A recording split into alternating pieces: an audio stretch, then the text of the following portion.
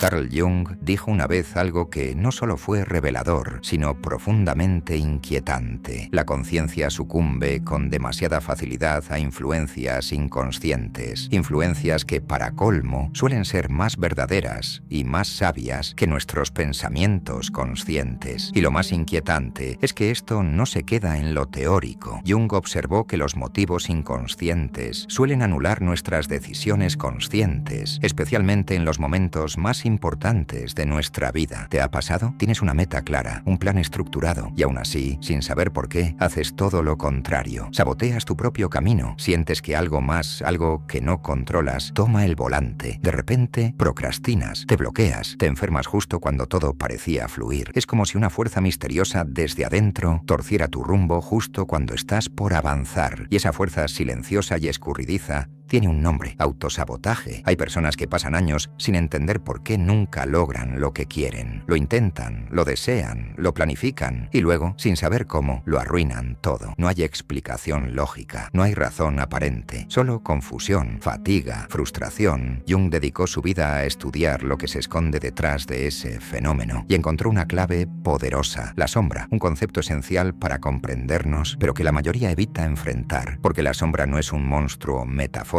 ni un símbolo poético. Es real, psicológicamente real. Es un compartimento oculto dentro de nuestra mente, donde encerramos todo lo que no queremos ver de nosotros mismos. Rasgos, impulsos, deseos, todo lo que fue juzgado, reprimido o considerado inaceptable. ¿Por qué los escondemos? Porque nuestros padres, la sociedad o las experiencias dolorosas nos enseñaron que esas partes de nosotros no eran aceptables, y en lugar de integrarlas, las enterramos, las empujamos hacia las profundidades del inconsciente. Pero lo reprimido no desaparece, solo se reorganiza, se esconde y toma fuerza. Y desde esa oscuridad empieza a actuar sin permiso. Ahí nace el autosabotaje, en esa guerra invisible entre lo que creemos querer y lo que hemos desterrado de nuestra propia identidad. Una guerra que se libra sin que sepamos contra quién peleamos. Pero no todo está perdido. Jung no solo señaló el problema, también trazó un camino. No se trata de seguir reprimiendo, ni de ignorar lo que está mal. Se trata de integrar, de hacer consciente lo inconsciente, de mirar lo que hay en la sombra y traerlo a la luz, no para eliminarlo, sino para entenderlo, para recuperar partes perdidas de nosotros mismos, porque lo que negamos nos somete, pero lo que aceptamos nos transforma. Y aquí empieza un viaje hacia el fondo del autosabotaje, un descenso guiado por la psicología profunda de Jung, porque para superar lo que nos detiene, primero tenemos que entender qué nos habita. Existe un malentendido muy común sobre lo que realmente es la sombra, y este error conceptual genera mucha confusión. La mayoría cree que la sombra es simplemente el lado oscuro de la personalidad, como si fuese un rincón tenebroso lleno de impulsos negativos y pensamientos prohibidos. Por eso solemos representarla como una figura sombría, casi demoníaca, un otro yo que habita fuera de nuestra conciencia y que solo aparece para sabotearnos. Pero no, la sombra no es eso, no es un monstruo, no es una energía malvada, es más bien un lugar, un espacio psicológico oscuro donde la luz de la conciencia no llega, como un armario al que vamos tirando las partes de nosotros que no queremos ver, tocar ni aceptar. Y como todo lo que se encierra, si no se abre, se descompone. La sombra no es maligna por naturaleza, lo que hay en ella tampoco. Son partes nuestras, partes reales, humanas, que por diferentes razones no pudimos integrar, tal vez porque fuimos heridos, tal vez porque sentimos culpa, tal vez porque se nos enseñó que eran inaceptables. Entonces reprimimos, empujamos al fondo, guardamos, pero al hacer eso no simplemente escondemos cualidades flotantes como la avaricia o la alegría. Reprimir algo así implica algo más profundo, implica separar un fragmento completo de nuestra personalidad, un mini yo, una pequeña identidad con su propia voz, sus propios deseos, sus propias heridas. No se reprime una emoción suelta, se reprime un aspecto completo del ser, y ese aspecto sigue vivo, solo que apartado del resto. Cuando hablamos de los contenidos de la sombra, hablamos justamente de estos fragmentos, mini personalidades que, aunque estén ocultas,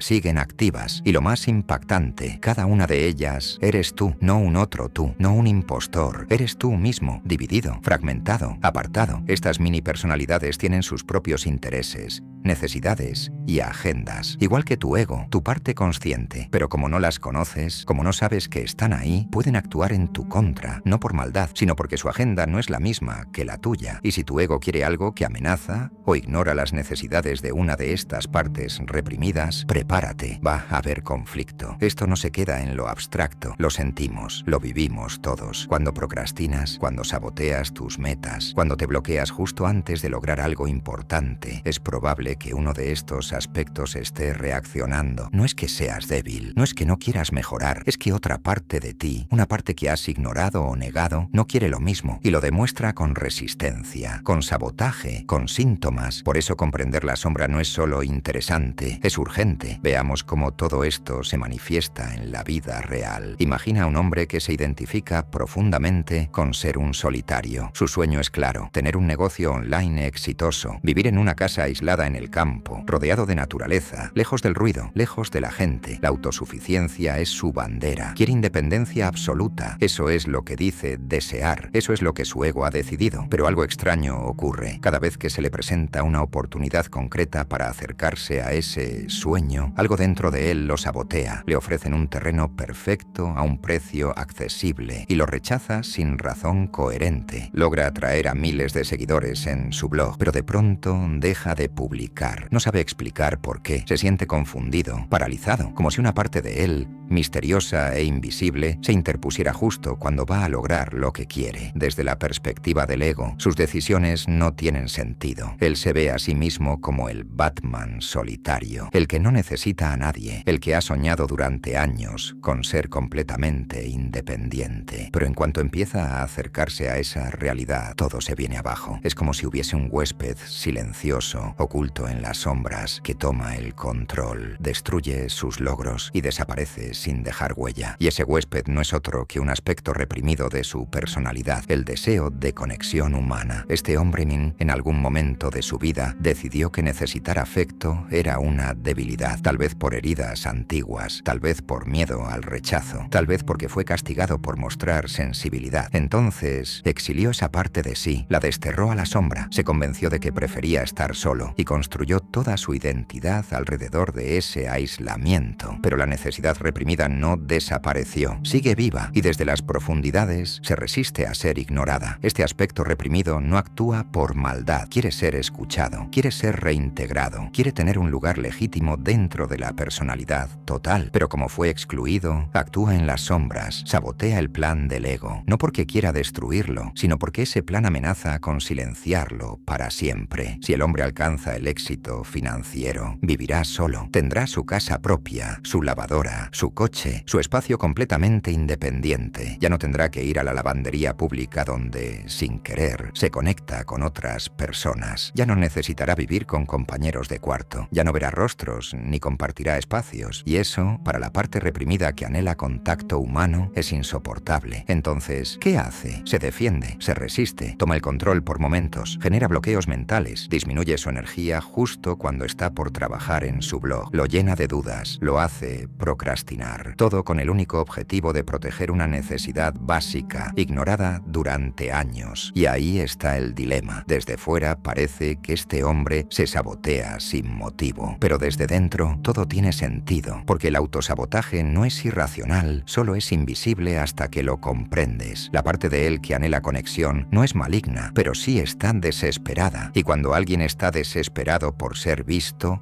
por ser escuchado, por ser reconocido, hará lo que sea, aunque eso signifique sabotear todos tus planes conscientes, con tal de no ser abandonado otra vez. Y aquí viene lo más interesante. Esta mini personalidad reprimida vive una paradoja. Por un lado, quiere ser incluida, anhela formar parte de la conciencia, desea que la escuchen, que comprendan sus motivaciones. Por eso sabotea el aislamiento, interfiere con la independencia, genera obstáculos, pero por otro lado, no quiere ser iluminada, porque fue herida, porque fue exiliada, porque teme volver a ser rechazada. Sabe que si la descubren, puede perder su soberanía, puede volver a ser silenciada. Por eso prefiere operar en la sombra, desde la oscuridad, donde sigue siendo libre, aunque esté en conflicto constante con su anfitrión. Y así viven muchas personas, en una lucha interna continua, pero sutil, donde cada avance externo se encuentra con una resistencia interna que no entienden. Y la pregunta lógica es, ¿cómo se rompe este ciclo? ¿Cómo se supera un autosabotaje que parece venir desde uno mismo? La respuesta, aunque no sencilla, es clara. Tienes que mirar hacia adentro, tienes que observarte sin filtros, con brutal honestidad, reconocer las necesidades y agendas de tu personalidad consciente, pero también las de tus aspectos reprimidos, porque si no entiendes lo que realmente quiere cada parte de ti, seguirás viviendo dividido, en guerra contigo mismo, saboteado por un ejército que tú mismo creaste sin darte cuenta. Volvamos al ejemplo del hombre. Si él es verdaderamente honesto consigo mismo, verá que durante el día hay señales, pistas, momentos en los que siente una necesidad genuina de compartir, de pertenecer, de ser parte de algo más que su propio mundo. Lo que necesita no es negar su deseo de independencia, sino tejer dentro de ese deseo un espacio para la conexión humana. Puedes seguir soñando con el éxito financiero, pero imaginarlo de otra forma, no como un medio para aislarse, sino como una vía para tener más libertad, más tiempo, más energía, para invertir en relaciones auténticas. Puede ver el dinero no como el símbolo de su independencia absoluta, sino como un recurso que le permita elegir